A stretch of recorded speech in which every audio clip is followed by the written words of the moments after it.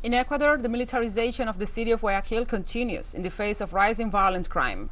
Our correspondent, Pillajo, has the story. The city of Guayaquil is once again making headlines in the country. This time, insecurity is the key word.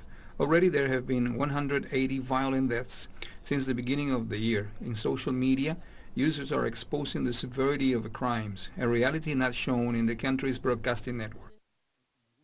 The onset and the shallowness of some cases is giving an opening to a government of the likes of this one, Guillermo Lazo's government, which has finally proven to be unable to handle the violence in the correctional system and is powerless, for it can't control the high levels of violence.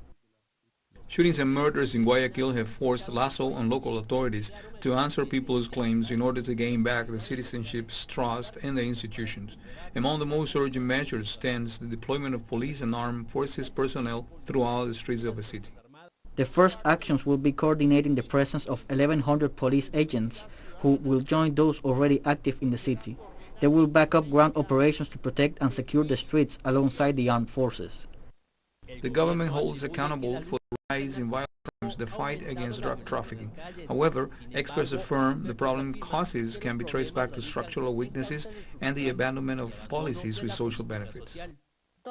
All this violent death heighten the perception of insecurity, a more pressing issue with every day that passes. This is the tip of the iceberg of a structural problem that Ecuador has been suffering for a long time now, for at least 5 years, with poverty growing deeper in society and inequality as a constant in the equation.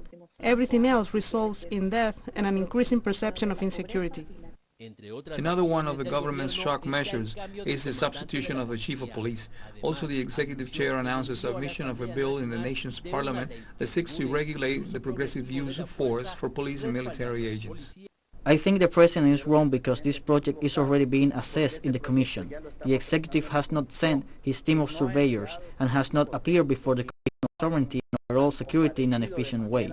The Commission's board have been more than willing and are working on all of the laws needed to solve the problem that today haunts the Ecuadorian citizens. According to a recent study carried out by the survey and data company Click, nearly 42% of the interviewed subjects said insecurity and delinquency were two of the most concerning problems in Guayaquil. Pillajo, TeleSUR, Ecuador.